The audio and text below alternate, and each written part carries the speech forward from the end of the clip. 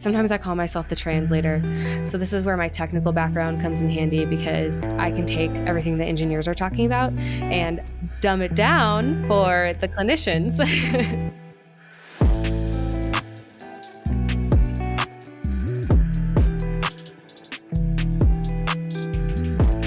Good evening, Jess. Welcome Good to the Dumb It evening. Down podcast. How are you today? I'm doing well. How are you? I'm good. You've got a very cozy backdrop. I'm sure it's cold in Denver and looks like a good place to be. I even see a degree. Yeah, it's a certificate actually. But yeah, this is my office, my home office. Yeah. Prepared for the virtual world we work in. For sure. Well, welcome to the podcast. Jess and I go way back, just like most of the guests I've had on so far. We're going to talk a little bit about school and work. But first, kind of how Jess and I got to know each other was, I guess, filling some gaps here. I know it was freshman year. I know it was through a couple of mutual friends. I don't think it was out of state people. What was the initial thing? I think it was camping for UNC tickets. That's Camp right. out. Yeah. That's when I met a bunch of people. I had classes with Kevin and then got introduced to your whole crew at a camp out freshman year. The camp out for UNC tickets. It was freezing. It was Yeah. like right down the street, I guess, from our dorms. And I had a big group of friends in our dorm. And then Jess met a couple of our friends in her dorm. And then we all kind of meshed together. And very quickly, Jess was an integral part of the friend group because she plans, and that's very helpful. No one else was doing any of that. And because she's awesome. Oh, thanks. So yeah, that's a long time ago. And then of course we met lots of other friends, and Jess was in engineering and I was in engineering, and most of our friend group probably knew of us by the end of college, at least the engineering group, whether good or bad. Hopefully good. Hopefully good. All good, of course. Well, cool. Well, thanks for joining, Jess. I guess we'll start with square one. So, All right. Jess, you're in high school. You're in the Georgia area. I know you played soccer, but what was high school senior Jess like? High school senior Jess. I played a lot of soccer. Fall, I played club. Spring, I played high school soccer. So, and then beyond that, I took like all AP classes. So if you weren't in my AP classes or on the soccer team, I probably didn't hang out with you. But yeah, that was kind of what my life revolved around, was just soccer and academics, I guess, and trying to get into college and touring colleges and some football games too. I used to go to those in high school. There we go. That's about it. Yeah. I guess now that I'm thinking about it, your parents were both engineers. Is that right? Yeah, both my parents are engineers. They're both electrical engineers. And actually, my brother is also an engineer, also an electrical engineer. So we got a whole family. Yeah. No, that's funny because your older brother I've met a couple times now. He was an engineer. He probably paved the way a little bit, but it sounds like your parents were probably mentioning at least engineering from an early age. Is that accurate? Oh, definitely. Yeah, definitely. Did you know like anything about what engineering was? I knew some from like what my parents did, but my parents do very different things for having the same degree. My dad's kind of like the tried and true electrical engineer. He does controls work. He still works today for Johnson & Johnson. My brother actually kind of followed in his path. And then my mom took her electrical engineering degree and went down the business side of things. So she did a lot of different things in her career, sales to product development. Ultimately, like she found her home in product management and ended up being an executive at the end, towards the end of her career. So I got to see like how you could apply engineering in a lot of different ways growing up. Yeah, that's a good point because I feel like everyone I've talked to, it's like one track or the other. And most people so far have gone like more business side. where you just have this degree and this background. But there's a lot of people that kind of grow up tinkering with things and working on cars and, really have that engineering kind of project mentality. And I'm pretty sure that your dad and brother, that's like what they did. It was like hands-on Yep. stuff, even at home, right? Like projects and stuff. Yes. Yeah, I used to always say my dad is quite literally the jack of all trades because he went to electrical engineering school and he paid for his schooling by building homes. And then he learned everything he knows about cars from my grandfather, whom I never got the opportunity to meet, but he literally knows everything and tries to do every home project, which I know makes my mom a little frustrated because he doesn't have the time to do it. But my brother is very much the same way too. Just learned from my dad over the years. Yeah, yeah, that's cool. Like, yeah, why pay for this when I could do it myself? Yeah, exactly. Yeah. No, that's cool. Yeah, my dad was actually a paper science engineer in school, which I always forgot about because he switched careers and went a completely different direction. But he's somewhere between like I should definitely just pay and get this done for the big projects. But there's some little handy things that he does and has passed along to me a little bit. So that's That's cool. But nice. yeah, like I never had we weren't like tinkering with cars. Like half the engineers I met in school were like growing up like knowing more About about cars. engineering coming into school than I learned the whole time. Yeah, I mean, it definitely helps when you have a parent that's tinkering with stuff. You just kind of naturally learn from them. Actually, it's one of my biggest regrets from my childhood is not paying more attention to what my dad was doing, like tinkering on cars and things like that. I learned some things, but Hmm. nowhere near what my brother learned from him. And, you can't get that time back. So, That's true. That's true. Yeah, might have saved you some money in the long run, or just yeah, good still to have. true. um, cool. Yeah. So that kind of sets the path here. So Jess had a lot of engineering in her genes, in her direction, and ended up applying to a bunch of schools. I'm sure. I think your brother went to Georgia. No, he went to West Virginia. Yep. Yep. And then you were looking at NC State. Were you looking at a concentration? Like, how did you decide on NC State? Yeah, I looked at a lot of places all across the Southeast, Auburn, Georgia Tech being in my backyard, Clemson, Virginia Tech, and NC State. Um, Never wanted to go to school at Georgia Tech. It's a great school. I know it. That was like the number one question I always got. But it was in my backyard, and I've always been about going somewhere new and having a new experience. And I wanted to step outside my comfort zone for college. So it really wasn't my top choice, even though it would have more or less been free with the Hope Scholarship that they offer students in Georgia. Mm. But I toured all the schools. My mom actually went with me on all of our tours senior year, and I actually really liked Clemson. Really thought I wanted to go to school there, but its out of state tuition is ridiculously expensive. And my final tour was at NC State. It was spring break of my senior year. Yeah, go pack. Spring break of my senior year. And I really loved everything when we went there. I love that it was in Raleigh. I actually went to a tour with the engineering ambassadors, which I later became one in school. And I just had a great time. And then I made my decision quite late in the year for most people, but yeah, that's kind of how I ended up at NC State, and have no regrets. I loved all of my time at NC State, made a lot of great friends. Hey, Yeah, so that's how I ended up there. nice. Yeah, yeah. NC State. We've got a couple out-of-state friends. I mean, the in-state tuition makes so much sense at a lot of schools, but it's nice that North Carolina has great schools. Period, and then they're pretty inexpensive, relatively speaking. So we could welcome some out-of-state students. At least at state. Chapel Hill is so ridiculous, but Yeah. yeah, screw them. But anyway, so yes, Jess just made the trek up to Raleigh, made the move to NC State, came in as an engineering undeclared, I would assume, and I think everyone did. Yep, I did.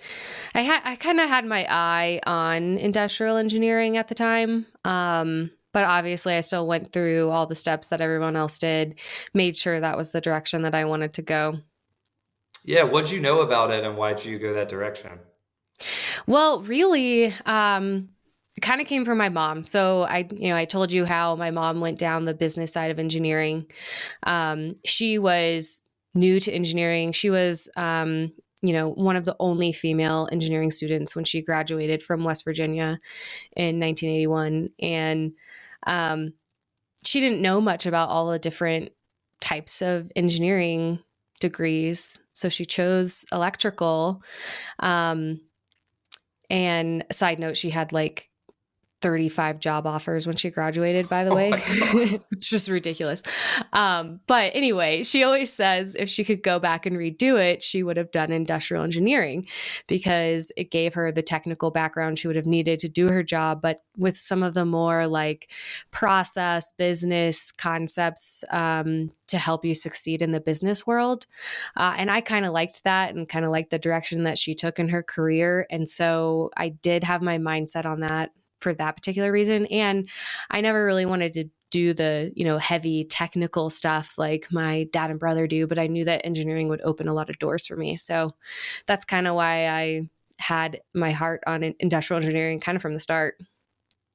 Yeah, that makes a lot of sense because I feel like it's a little lesser known. So having someone with experience pushing you in that direction helps a lot.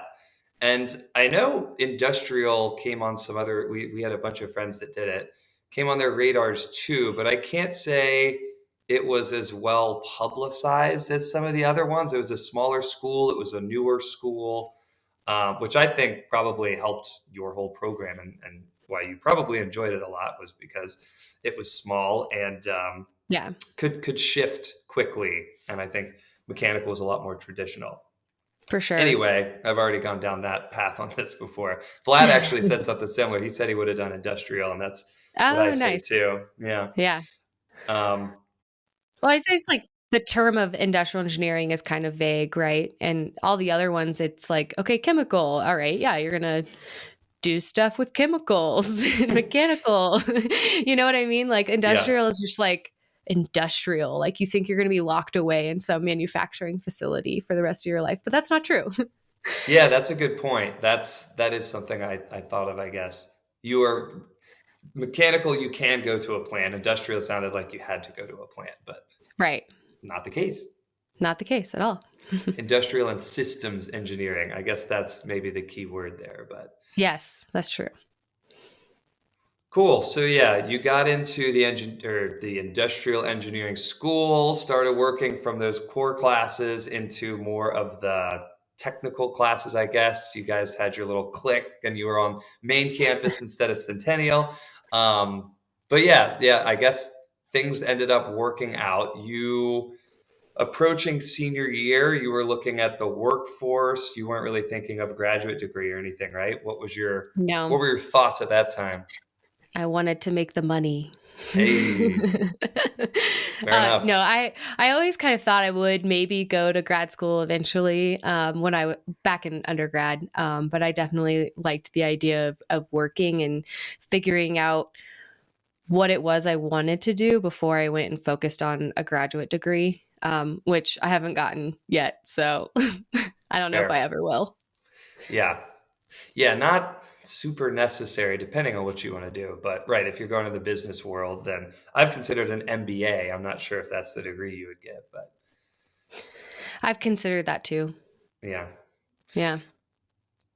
Did you have any internships and stuff that like also led you a direction, or what did you do Yeah. for those? I did. I had a couple internships. I actually interned after my freshman year for a banking company. Didn't like it too much. And then after my sophomore year, I was exploring other internship opportunities, went to the career fair, did all that, had a few offers. And my advisor at the time also sent me a posting for a job, an internship at a company called Premier. And which is a healthcare company. They actually started as a group purchasing organization in the supply chain world. Fun. Um, but they do a lot with data as well, and like process improvement work. And I applied. I thought it sounded interesting. Um, and I had a really great interview with who would end up being my boss that summer. So I had a few offers to choose from, and I ended up going with Premier on a whim, knew nothing about healthcare and how I could apply it at the time. Um, but I just like felt like I had a really good connection during this interview, which is why I decided, and it was in Charlotte for the summer. Okay. Um, so I got to go, live in Charlotte versus some other like small town at a manufacturing facility. So yeah, I chose it. And I fell in love with healthcare that summer. Um, I also can't believe he chose me because I was a sophomore at the time, and I heard there was like several other juniors applying, Wow. and there was one available, and he chose me. And I have no idea why. To this day, I should go back and ask him. I still keep in touch with him, but yeah. So I had such a great time that summer. I came back to NC State in the fall, my junior year then, and NC State Industrial Engineering program offers a health systems concentration. It's actually one of two schools at the time. I guess it was two schools. I don't know if there's any more now, but two schools that offered a health systems concentration, if you will. So I thought that was kind of a unique opportunity to learn more specifically about health systems. So instead of my like normal senior design for the year, I took a health systems senior design and got to be like very focused on the healthcare industry, healthcare terms, and things like that. And I actually did a project down at UNC Healthcare in Chapel Hill. So, Hmm. yeah, so I kind of fell into healthcare and no regrets. I'm obviously still in it and I love it. That's yeah. I honestly forgot or didn't remember or didn't ask all of those years ago that you actually went a direction with some coursework. Was that a concentration under ISE? Yes, yeah, it was. Okay. So I graduated with like a separate certificate, not the one that's on my shelf, but one that looks similar. Yeah, yeah. And that's all you said. You kind of came across the application because the mentor put it on your desk or something. Yeah. Yeah. Okay. Her and I used to help with a lot of ISE recruiting events and things like that. And so, when you're like a sophomore, you're still exploring all the options. And she was the one that kind of introduced me to healthcare. And she actually now works in the healthcare industry. She's not an Hmm. advisor at NC State anymore or a professor there anymore. So I think she had some interest in that and probably saw that I would have some interest in it too. At least that's what I think anyway. Yeah. Yeah. Yes. Saw some of herself in you. So yeah, that's interesting. Yeah, Jess was one of my annoying college friends who had all of the connections and did all of the events and was recruiting and engineering ambassador and yeah, it made me feel bad. But that's good. It's good to be well connected. The career fair, I think, led a lot of us in the direction that we did, whether it was the resources or the actual fair. That's how I got into my first job. Just, yeah, how else are you supposed to know? Oh, I like healthcare. Oh, I like, you know, Yeah. technology and Internships. buildings. Yeah. Yeah, So I always like to tell people it's okay to not like your internship because then you learn what you don't like. And sometimes that's even better than knowing you're finding something you do like.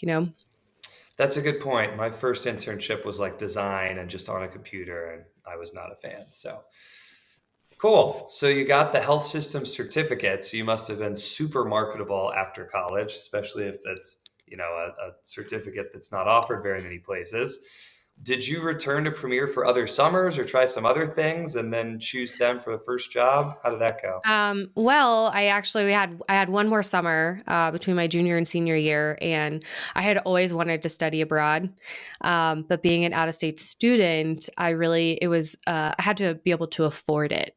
And I actually got that opportunity my last summer of college. So instead of interning, I decided to do the study abroad thing, which was amazing.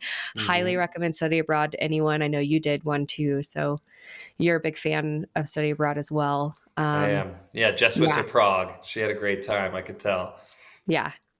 And I took a global supply chain class there, which was pretty interesting. It was actually part of the industrial engineering curriculum.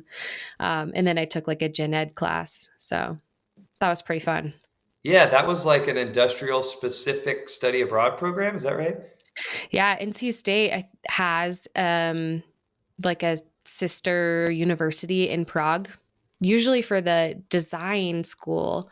But the same advisor who got me into healthcare actually started the program for industrial engineering to do a study abroad class there with that class being taught. So I think Nice. they still do it. I'm pretty sure they do. Maybe I not during COVID. wonder. Well, that's a good point. Yeah, COVID squandered lots of opportunities for Yeah. people, but glad you got a chance to do it, and I did too. Yeah, when I did mine, it was just general Spanish classes as an excuse to study abroad. But Jess's sounds like it was a little more focused and productive, so that's good too. Yeah, it was kind of cool.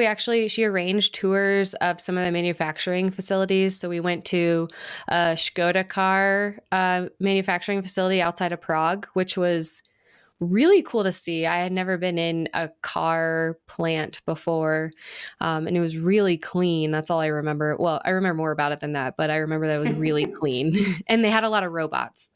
And then, like conversely, we went to the Budvar beer plant, and there was just broken glass everywhere and like water streaming on the ground because it's been there. It's like this very old plant that's been there for years.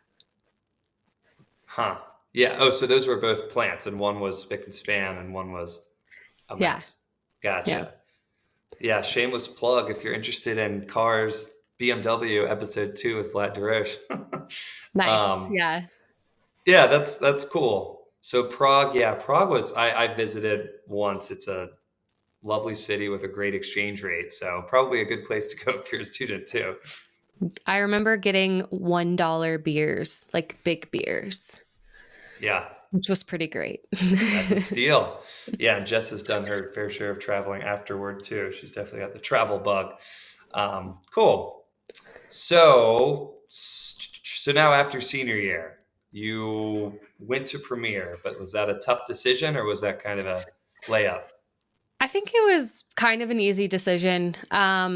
I applied, I had a few job offers, like one in manufacturing and then a couple in the consulting world and a couple in healthcare slash consulting. So, what I was always kind of intrigued by consulting as well. And then Premier has a branch of consulting. So, they do specific healthcare consulting, which sounded really cool to me, to be able to apply the healthcare knowledge and then essentially go do process improvement work in hospitals. So that was the one I really wanted. And I got the job. It was the lowest paying job offer I got, actually. But I loved the company and I wanted to go work for them. And I did. And no regrets. I stayed there for like 5 years. So Cool. Was that hiring manager the same boss you had or someone else? it was someone else. But he definitely, helped me to get the job, put in a good word for me, connected me with some of the individuals in the consulting arm, so I could get a good idea of what work was like there. And I had met some people while I was interning that also were in that branch of that company. So I had a good feel for what to expect.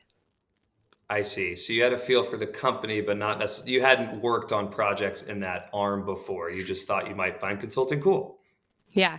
So my internship was heavily focused around some of their data platforms and doing some things with data, which was really cool, like creating dashboards and analyzing different things, right? And getting my feet wet to learn the terminology in healthcare and what they care about in healthcare, like quality wise and things like that.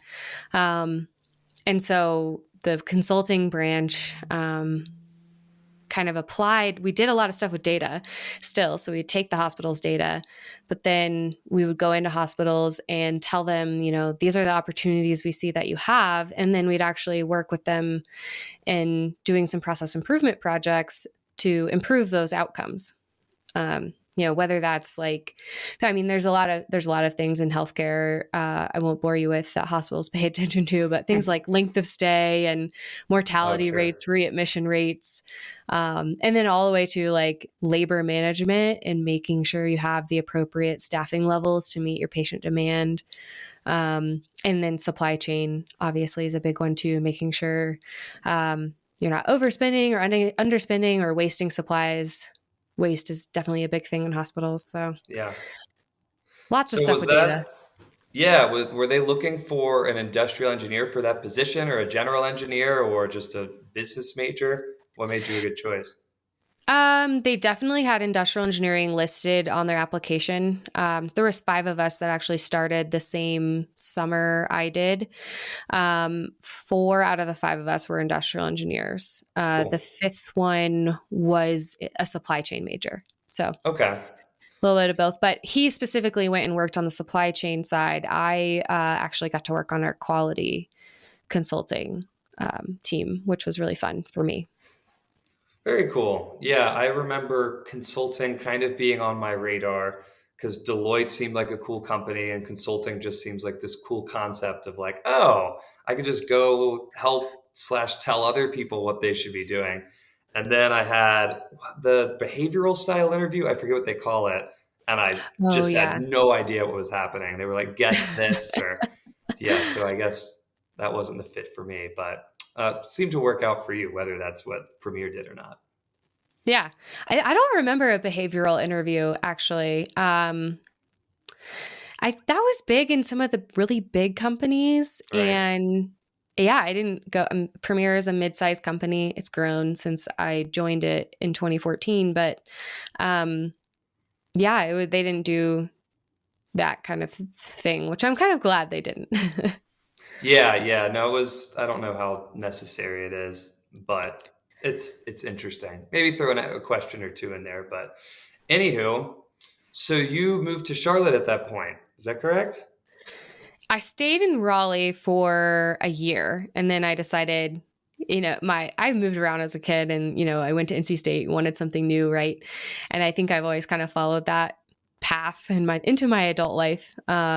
So I was ready for a new city, so I moved to Charlotte a year after graduating, but kept the same job because Okay. consulting. I traveled a lot, and I worked remote before it was cool to work remote.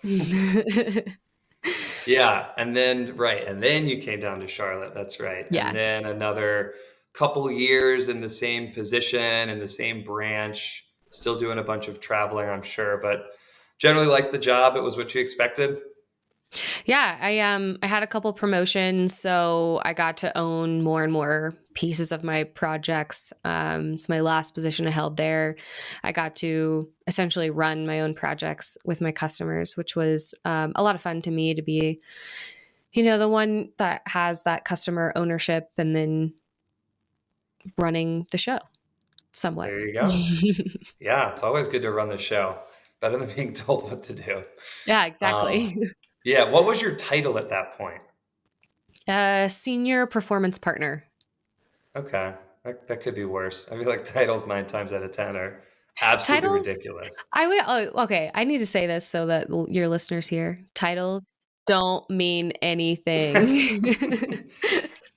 Yeah, I had I mean as a senior you like don't understand what a title is. And then when you start like seeing what other people get, you're like, okay, I kind of understand there's some structure, even in your own company, like, oh, there's directors of VPs, and you kind of piece it together. And then, 5 years out of school, everyone's just all over the place. Like, I'm a director, and it means nothing. It's just I Yeah, work for a small company. And yeah, I think it, well, and then, besides the level, it's like what the words that come after it are generally meaningless as well. right, right. I mean, well, and like, your friend might be at the vice president level, but don't think that that means you're behind in your career by any means because Bank of America, for instance, has probably about 100,000 vice presidents in their organization because they make everyone a VP. Right. Make them sound important. And it Yeah. works, I guess. But it can make other people feel like they're behind, I feel like, and that's why I hate titles. Yeah. They're necessary, sure, but um they're also kind of frustrating because they're not streamlined across companies. So don't compare your title to someone else's outside of your company. All right, Jess, with the hot takes. I feel like there's some personal stuff brewing there, but we won't get into that. Someone's definitely like told you that they had a superior title before, and you were like, actually, Yeah, I could think of someone, yeah. we won't get into it. Cool. Well, despite all of the good things at that job, you eventually decided to take another position. What caused that shakeup?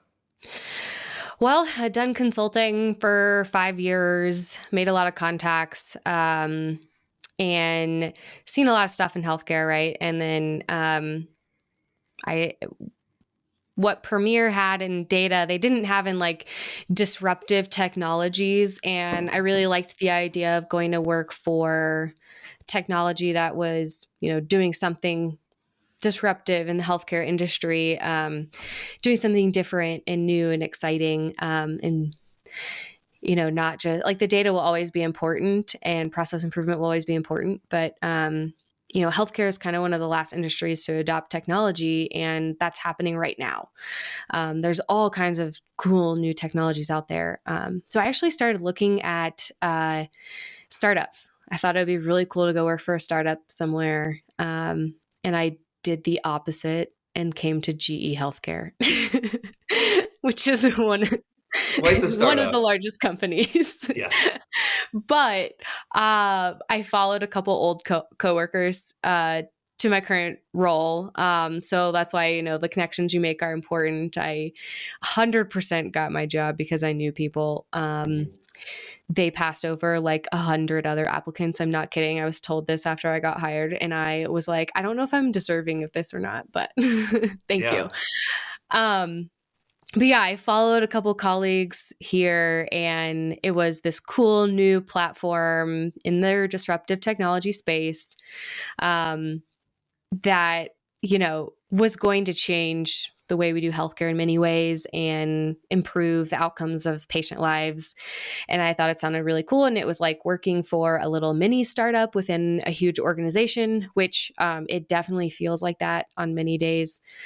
We definitely do feel like a startup still. I wear many hats many times, but then of Mm. course you do still deal with the large corporate drama that you Red have at tape. most. Yeah, yeah.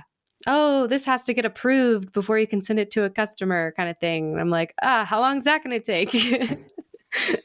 Gotcha. That's interesting because Chris just said, he was with a big company and then kind of wanted to work for a startup. And I kind of thought the same thing. Granted, startups aren't the be all end all either, but sounds like you made a good transition, kind of picked a good spot, even though it's a large organization, and still focused on healthcare and still had a similar role, or what's like you still like managing projects? Yeah, I do program management now, which is, I mean, it's similar to project management, but it's like project management a little bit on steroids. So I own our overall implementation of our platform with our customers, but I also own like our overall customer relationship for our platform. So, um, managing all of the, not just like standing up the platform, but also like all of the um, new versions that we push out every year and all the new things that we're adding onto it, all the new, like we're pushing it into new spaces across the hospital. So it truly is kind of like a program with lots of mini projects. Hmm. Um, What's the platform? oh yeah, it's called Mural. Um, The software. Okay.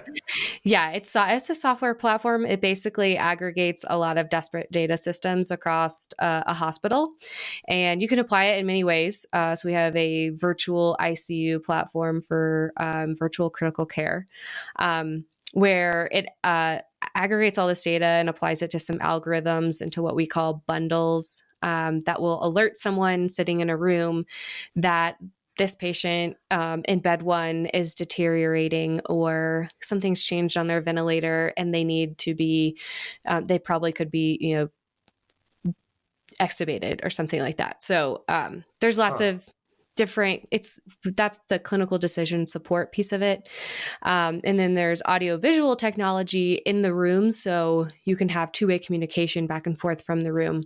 In this particular one, where we're applying it, They're a big hub hospital in a downtown urban area, and the rest of the state is very urban, or sorry, very rural. And so we're currently expanding this platform to include lots of the different rural hospitals so that they can have better access to care from this main hospital. I see. It's pretty cool. And then we have we're trying to expand it into other areas. So we recently deployed it to the labor and delivery space, which is really cool. So the clinical decision support platform piece of it is used actually on the unit where moms are delivering babies, and they get monitored for hemorrhage, hypertension, and oxytocin management, which probably mean nothing to you, and that's okay. Oh my gosh. Hemorrhaging sounds bad. Yes, it's like bleeding out, which is really bad, and that causes a lot of maternal deaths. So what a lot of people don't know is that the US has the worst maternal outcomes out of any developed country in the world. Wow. So we are trying to help fix that issue by providing the clinical decision support that's alerting clinicians to do something about it before it gets too late.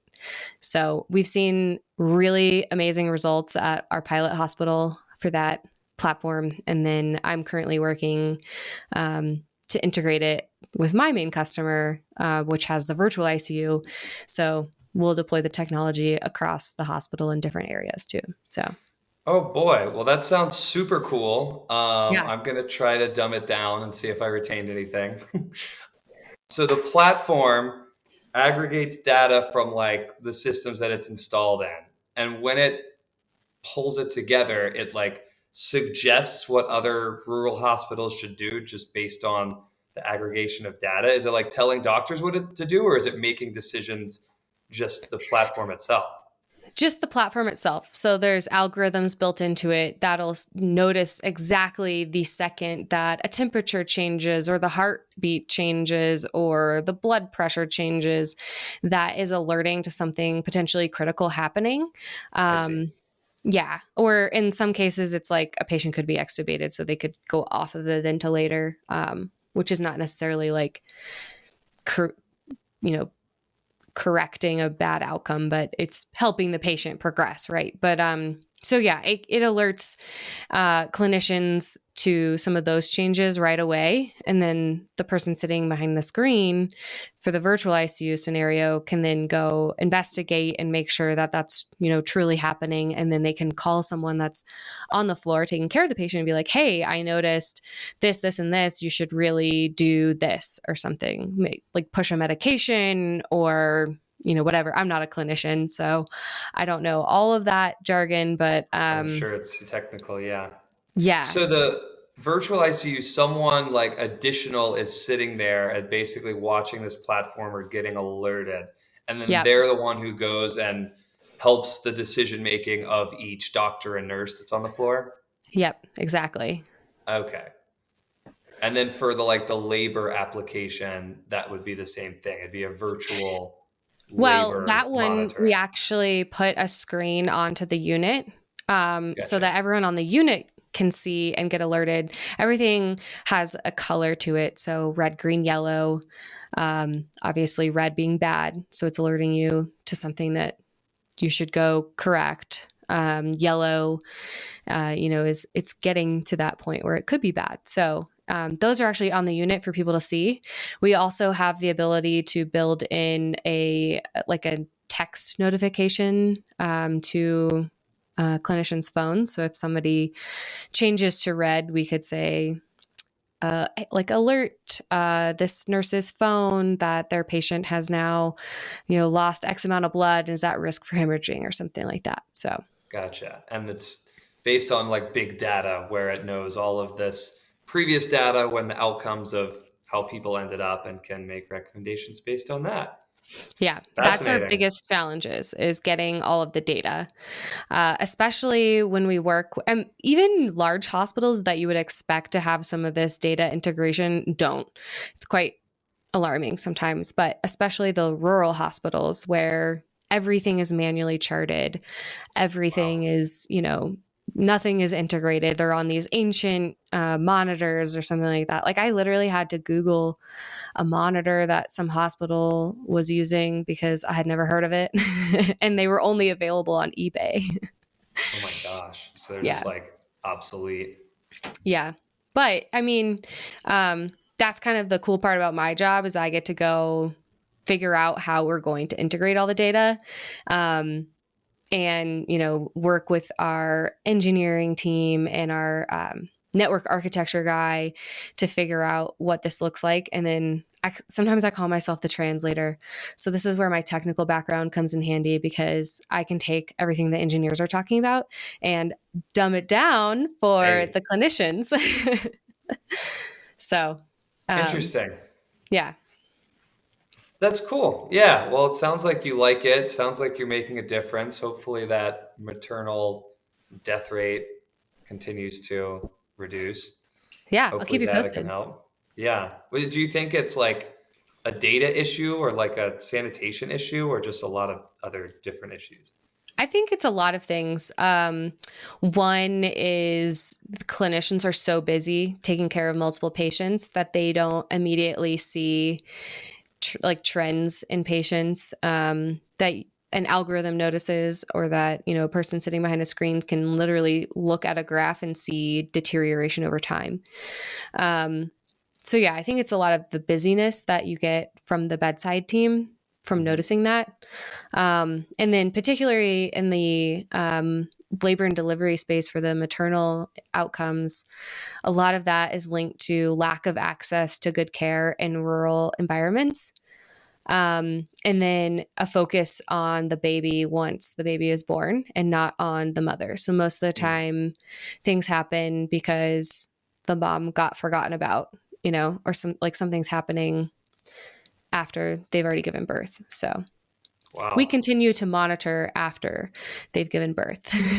I would hope so. Yeah, no, some scary outcomes there. Well, yeah, Yeah. I'm sure you could go on about that. That's pretty interesting. But to kind of tie your engineering point, do you think that like you don't use industrial engineering on a day-to-day basis as far as like calculations go, but do you think you'd be where you were without like with choosing a different degree or maybe like where do you think you'd be? Yeah, that's a good question. I don't know. I am a big proponent of engineering for like opening doors in general. I think it's one of the best undergrad degrees you can get because it opens the doors to do whatever you want, because you got through a really tough major and that means something to a lot of employers. So even if you take your first job out of school and you realize you don't like engineering, you still have this really applicable background that you can go a lot of ways in. And I think, having that engineering degree for my first job did get my foot in the door to do, something pretty cool in consulting.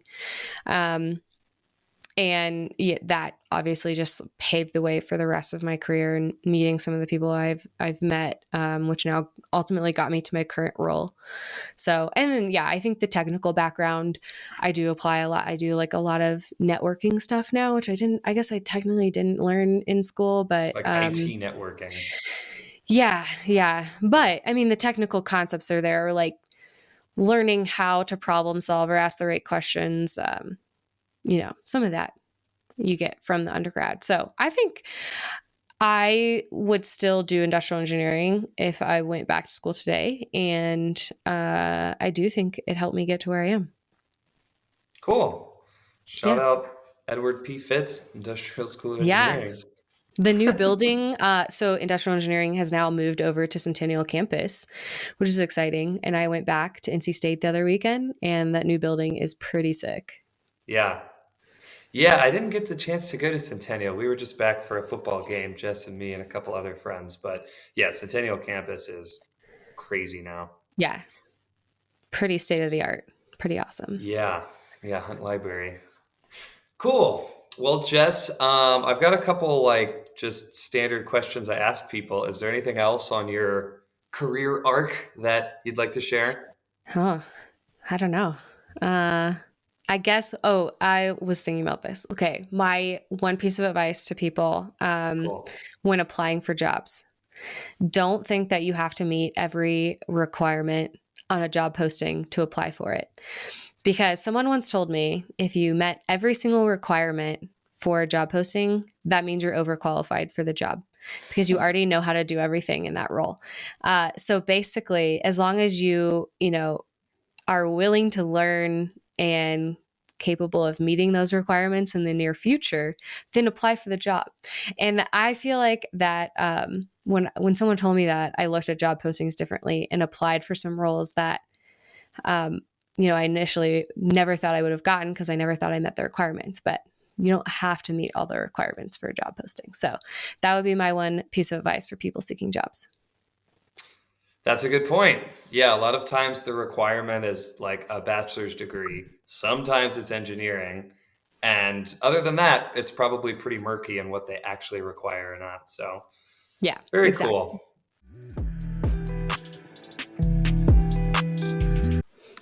All right. Well, a quick Q&A for you. All right. This is probably my favorite one. I'm not sure if you have something prepared. But what's been your biggest screw up? Oh, my biggest group actually recently happened Let's go. in the last Well, year. I know, I know. I'm Well, not happy, but yeah. Well, without getting too like technical about it, we were reprogramming a router at a hospital to point to a different IP address. And it was already in production and it was sending bedside alarms to phones. So clinicians were getting alerted. Um, and we were replacing one of those IP addresses, and I screwed up which one we were replacing. And long story short, they ended up replacing the one that was in production with the new one. And we meant to keep that one. So basically, all of the alarms to phones went down across this hospital, oof. which is a really big deal. And I'll say this is a secondary alarming system, right? So they still had all of the monitors in the rooms were still going off. All of the central stations were still going off, which was like kind of what comforted me at the end of this, like realizing I was like, okay, well, I didn't make it so that like anyone died, Right. but, Jesus. but it was still pretty bad. And I had the like head of IT calling me like, what the hell happened? And I had to explain to him that I made a mistake and that, we fixed it, obviously. But he wanted like better resolution. So, I committed to like making the processes better from our end so that requires like multiple sign-offs and verification from the customer side and everything like that before those changes get put in place, which was, some steps that were missed in all of that. So that was definitely my biggest screw up in my career. I felt Oh, so bad. yeah. That's scary. Yeah. Well, when you're Yeah. working in a critical environment, you can make mistakes and they're Yeah. And I not think, life threatening. yeah, yeah. I mean, obviously, that would have been really horrible if it was like all of the alarms, but there's a lot of checks and balances put in place for um, like primary medical devices. So those things don't happen. Mm. This is just a secondary one. I say that just, but I think, you learn from your mistakes, and as long as you can learn from your mistakes, it's okay to make them. And I realized that like this guy he totally understood. He was very mad because he got called in to take care of this in off hours. And, Mm. um, but, when I worked with him to find resolution and ensure that it wouldn't happen again by finding some resolution, learning from our mistakes, he was very satisfied and said, thanked me at the end of the day. So I think, Nice. a lot of times people think their screw ups are big, but as long as you learn from them. Yeah. Yeah, that's a good trend I'm hearing. But yeah, taking accountability and making the process better seems like a good solution too. Granted, now I'm thinking about just nurses who, if they make a mistake, things might be Yeah. way worse. That's a stressful Yeah. job. I do not envy that. So stressful. Yeah. Yeah. Well, thanks for sharing. Hopefully, no one thinks less of you now. I hope not. Couple more. So, Chris kind of asked me this, and now I'm just asking everyone else. But what's like the ideal project for you to work on? Like, not even Oh necessarily gosh. your current job, like maybe, but just like the things you would like to do in your day to day job. That is a really good question. I really enjoy working with customers. So for me, like a project, I want to work with the customers. I also want to work with like all of the teams. So if it's something I can collaborate on with all of the people, across our organization and be able to have input in various pieces and parts of the project. Um, that's really important to me to have those relationships and, have those interactions with people. Yeah, I get like, does that answer the question? Yeah, Is no, that enough? that was pretty good. I know I pitch on the spot. I got to add that Oh, to my I little guess the template. other thing, the other thing I would say is, I like something that's challenging. So, some days I'm banging my head against the wall with my job because it's challenging and it's stressful or whatever. But at the end of the day, I'm glad that it's challenging. Because if it weren't, I would leave. And it has to do with some of why I left my last job because I got bored, right? And wanted to try something new. So I think for me, a good project is something that I can challenge myself with, that I've got to sit there and think through how we're going to do something or how we're going to get all these people to get something done. There's a lot of, that's really vague, but something Yeah. challenging. Challenging, collaboration, and working with people. Yeah, maybe I have to interview an introvert because everyone's just like, I love people. But I agree with you too. Yeah, I'm doing some like data entry for my job right now.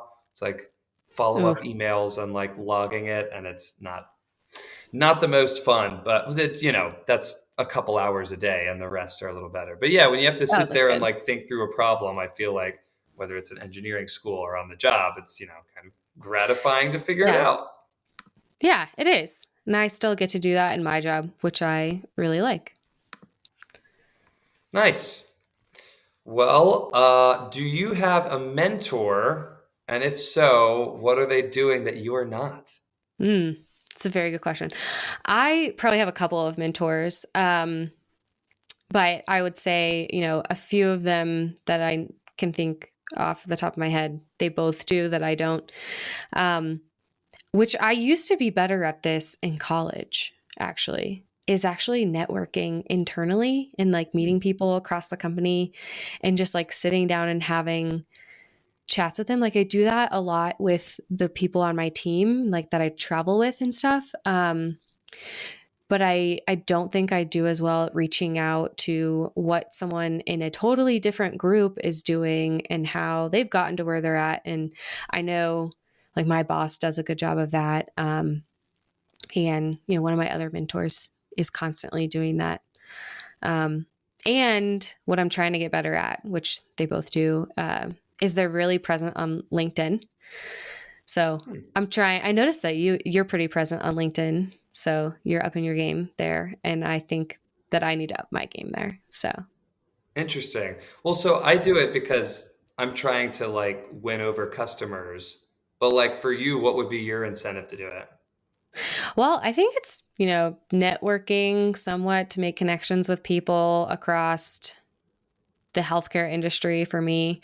Um, Content's also good. Like it's good to check out what other organizations are doing, what other people are doing um, in different spaces. And, there's a lot of good content that's shared on LinkedIn. But I dabble in a little bit of sales, going back to my earlier comment of wearing a lot of hats. Mm. I do some stuff with product and I do some stuff with sales too. So if I can make a connection on LinkedIn to help sell our product, that would be fantastic. 'Cause my bonus is tied to that after all. So, Gotcha. Everyone's in sales.